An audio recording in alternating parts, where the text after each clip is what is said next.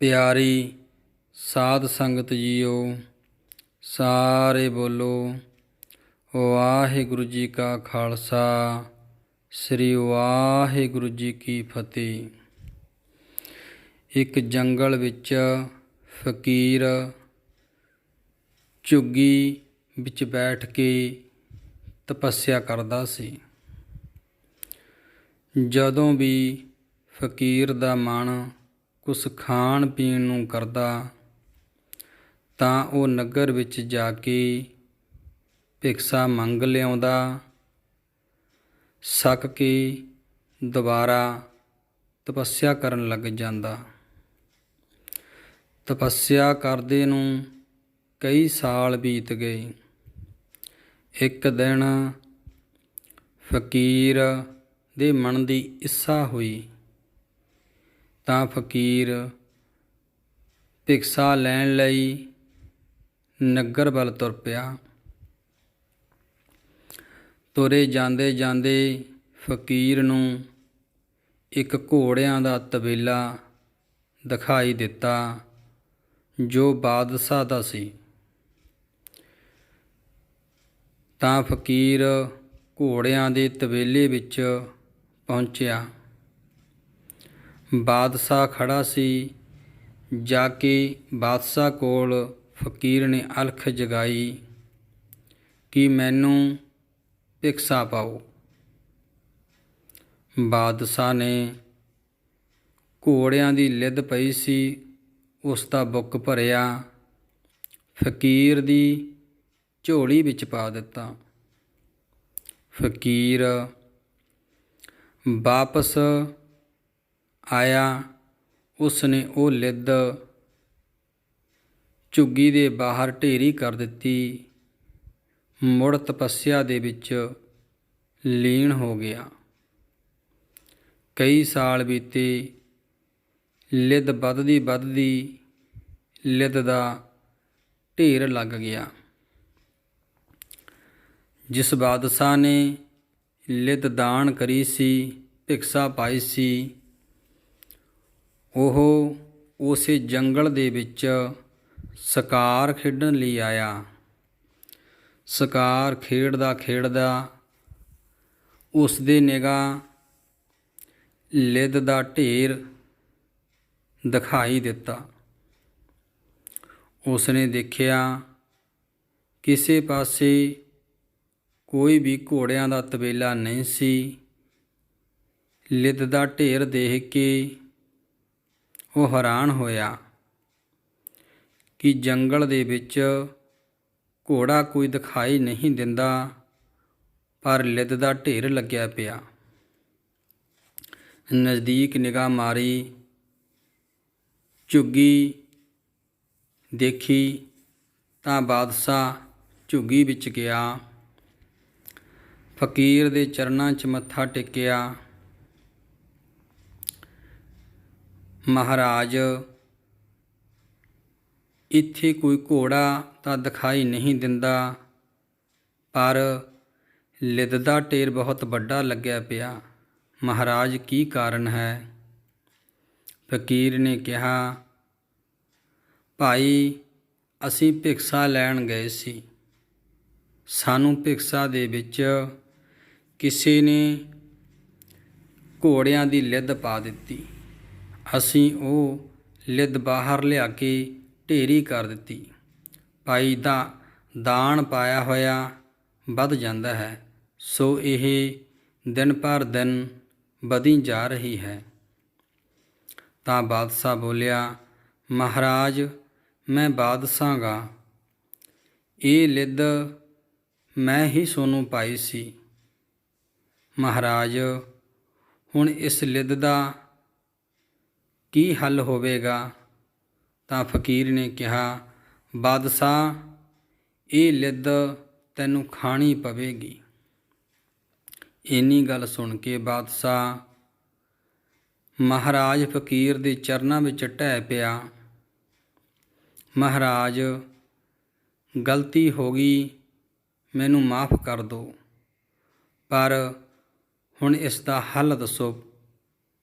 ਤਾਂ ਫਕੀਰ ਨੇ ਕਿਹਾ, ਬਾਦਸ਼ਾਹ, ਇਹ ਲਿੱਦ ਤਾਂ ਘਟ ਸਕਦੀ ਹੈ ਜੇ ਤੂੰ ਆਪਣੀ ਨਿੰਦਿਆ ਕਰਵਾਵੇਂਗਾ। ਬਾਦਸ਼ਾਹ ਨੇ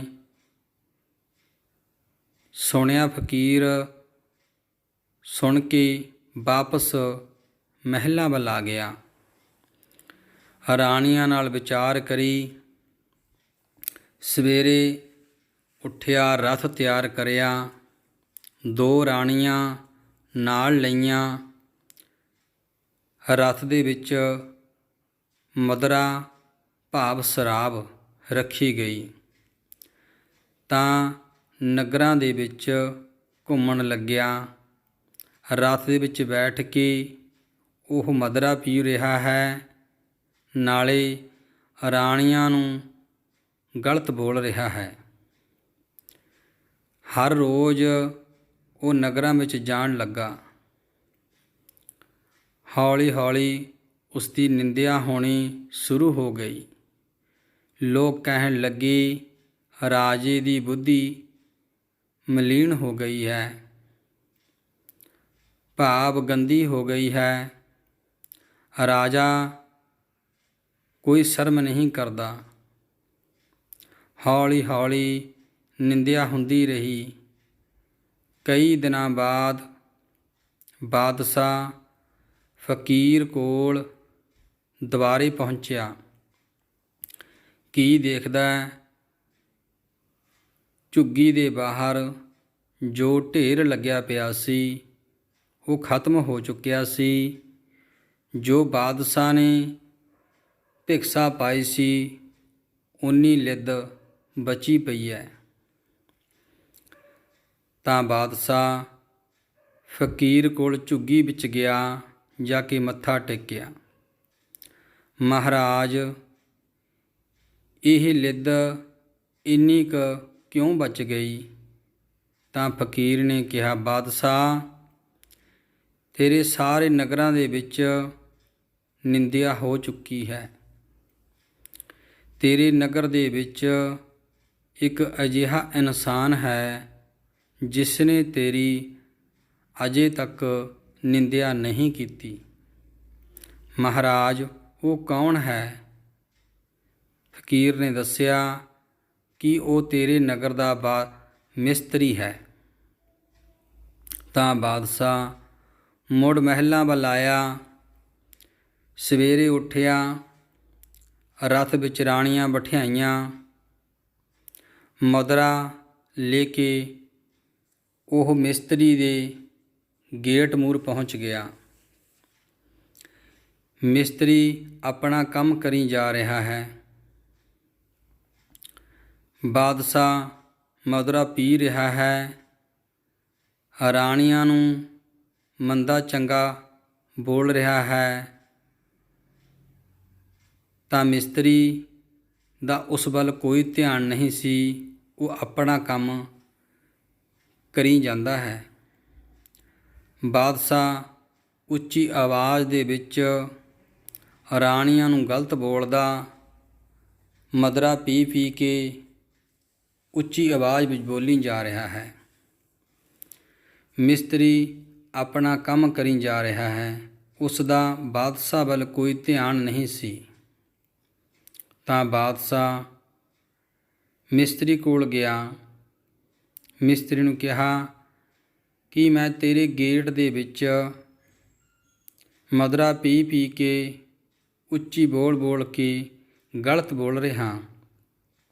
ਤੂੰ ਮੈਨੂੰ ਮਾੜਾ ਕਿਉਂ ਨਹੀਂ ਕਹਿ ਰਿਹਾ? ਤੂੰ ਮੈਨੂੰ ਮਾੜਾ ਕਹਿ। ਮਿਸਤਰੀ ਨੇ ਕੋਈ ਜਵਾਬ ਨਹੀਂ ਦਿੱਤਾ। ਫਿਰ ਦੁਬਾਰਾ ਬਾਦਸ਼ਾਹ ਨੇ ਕਿਹਾ ਕਿ ਤੂੰ ਮੈਨੂੰ ਮਾੜਾ ਕਹਿ, ਤੂੰ ਮੈਨੂੰ ਮਾੜਾ ਕਹਿ। ਤਾਂ ਮਿਸਤਰੀ ਨੇ ਮੋੜ ਕੇ ਜਵਾਬ ਦਿੱਤਾ, ਬਾਦਸ਼ਾਹ, ਮੈਂ ਤੇਰੀ ਲਿੱਦ ਨਹੀਂ ਖਾਣੀ। ਮੈਂ ਤੈਨੂੰ ਕਿਉਂ ਮਾੜਾ ਕਹਾਂ? ਇੰਨੀ ਗੱਲ ਸੁਣ ਕੇ ਬਾਦਸ਼ਾਹ ਦਾ ਸਰੀਰ ਨੂੰ ਸਨਾੜ ਚੜ੍ਹ ਗਿਆ। ਬਾਦਸ਼ਾਹ ਵਾਪਸ ਮਹਿਲਾਂ ਵੱਲ ਆਇਆ। ਸਵੇਰੇ ਉੱਠਿਆ, ਫਕੀਰ ਕੋਲ ਦੁਬਾਰਾ ਪਹੁੰਚ ਗਿਆ, ਮੱਥਾ ਟੇਕਿਆ। ਮਹਾਰਾਜ, ਉਸ ਨੂੰ ਮੇਰੀ ਲਿੱਦ ਬਾਰੇ ਕਿਸ ਤਰ੍ਹਾਂ ਪਤਾ ਲੱਗਿਆ? ਮਹਾਰਾਜ, ਇਸ ਦਾ ਕੀ ਕਾਰਨ ਹੈ? ਤਾਂ ਫਕੀਰ ਨੇ ਜਵਾਬ ਦਿੱਤਾ, ਬਾਦਸ਼ਾਹ, ਜਿਨ੍ਹਾਂ ਨੂੰ ਗਿਆਨ ਹੁੰਦਾ ਪਰਮਾਤਮਾ ਦੀ ਲਿਵ ਦੇ ਵਿੱਚ ਲੀਨ ਰਹਿੰਦੇ ਨੇ, ਉਹ ਕਿਸੇ ਦੀ ਨਿੰਦਿਆ ਨਹੀਂ ਕਰਦੇ। ਉਸ ਨੂੰ ਪਤਾ ਸੀ ਕਿ ਜੇ ਮੈਂ ਤੇਰੀ ਨਿੰਦਿਆ ਕਰ ਦਿੱਤੀ ਤਾਂ ਮੈਨੂੰ ਬਾਦਸ਼ਾਹ ਦੀ ਲਿੱਦ ਖਾਣੀ ਪਊਗੀ। ਸੋ ਬਾਦਸ਼ਾਹ, ਇਸ ਕਰਕੇ ਉਸਨੇ ਤੇਰੀ ਨਿੰਦਿਆ ਨਹੀਂ ਕੀਤੀ। ਬਾਦਸ਼ਾਹ ਚਰਨਾਂ ਦੇ ਵਿੱਚ ਡਿੱਗ ਪਿਆ ਵੀ ਮਹਾਰਾਜ, ਜੋ ਲਿੱਦ ਇਹ ਪਈ ਹੈ, ਇਸ ਦਾ ਕੀ ਬਣ ਸਕਦਾ ਹੈ? ਤਾਂ ਫਕੀਰ ਨੇ ਕਿਹਾ, ਬਾਦਸ਼ਾਹ, ਇਹ ਲਿੱਦ ਤੈਨੂੰ ਖਾਣੀ ਪਊਗੀ। ਮਹਾਰਾਜ, ਮੈਨੂੰ ਹੱਲ ਦੱਸੋ ਵੀ ਮੈਂ ਕਿਸ ਤਰ੍ਹਾਂ ਕਰਾਂ, ਮੈਨੂੰ ਕੋਈ ਵਿਧੀ ਦੱਸੋ ਮਹਾਰਾਜ।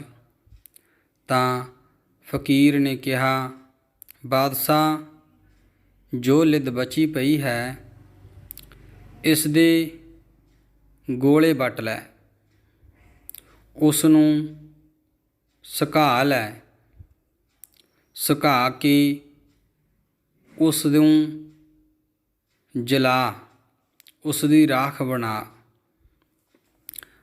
ਬਣਾ ਕੇ ਉਸ ਰਾਖ ਨੂੰ ਜਲ ਵਿੱਚ ਪਾ ਕੇ ਪੀਆ ਕਰ। ਰਾਜਾ ਉਸ ਲਿੱਦ ਦੇ ਗੋਲੇ ਵੱਟ ਕੇ ਉਸ ਨੂੰ ਸੁਕਾ ਕੇ ਰਾਖ ਬਣਾ ਕੇ ਜਲ ਵਿੱਚ ਪਾ ਕੇ ਪੀਣ ਲੱਗ ਗਿਆ। ਸੋ ਪਿਆਰੀ ਸਾਧ ਸੰਗਤ ਜੀਓ, ਉਹ ਲਿੱਦ ਰਾਜੇ ਨੂੰ ਖਾਣੀ ਪਈ। ਸੋ ਪਿਆਰੀ ਸਾਧ ਸੰਗਤ ਜੀ, ਇਸ ਸਾਖੀ ਤੋਂ ਸਾਨੂੰ ਇਹ ਸਮਝ ਲੱਗਦੀ ਹੈ ਕਿ ਜੋ ਅਸੀਂ ਦਾਨ ਕਰਦੇ ਹਾਂ, ਉਹ ਸਾਨੂੰ ਵੱਧ ਕੇ ਵਾਪਸ ਮਿਲਦਾ ਹੈ। ਇਸ ਲਈ ਸਾਨੂੰ ਦਾਨ ਸੋਚ ਸਮਝ ਕੇ ਕਰਨਾ ਚਾਹੀਦਾ ਹੈ। ਨਾਲ ਹੀ ਇਹ ਵੀ ਪਤਾ ਲੱਗਦਾ ਹੈ ਕਿ ਜੇਕਰ ਅਸੀਂ ਕਿਸੇ ਦੀ ਨਿੰਦਿਆ ਕਰਦੇ ਹਾਂ ਤਾਂ ਉਸ ਦੇ ਕੀਤੇ ਮਾੜੇ ਕਰਮਾਂ ਦਾ ਫਲ ਸਾਨੂੰ ਮਿਲਦਾ ਹੈ ਅਤੇ ਉਸ ਦੇ ਮਾੜੇ ਕਰਮ ਘਟਦੇ ਹਨ। ਸੋ ਸਾਨੂੰ ਨਿੰਦਿਆ ਨਹੀਂ ਕਰਨੀ ਚਾਹੀਦੀ। ਪਿਆਰੀ ਸਾਧ ਸੰਗਤ ਜੀਓ, ਇਸ ਚੈਨਲ ਨੂੰ ਸਬਸਕ੍ਰਾਈਬ ਕਰੋ, ਲਾਈਕ ਕਰੋ, ਸ਼ੇਅਰ ਕਰੋ, ਤਾਂ ਕਿ ਆਉਣ ਵਾਲੀ ਨਵੀਂ ਵੀਡੀਓ ਤੁਹਾਨੂੰ ਮਿਲ ਸਕੇ। ਵਾਹਿਗੁਰੂ ਜੀ ਕਾ ਖਾਲਸਾ, ਸ੍ਰੀ ਵਾਹਿਗੁਰੂ ਜੀ ਕੀ ਫਤਿਹ।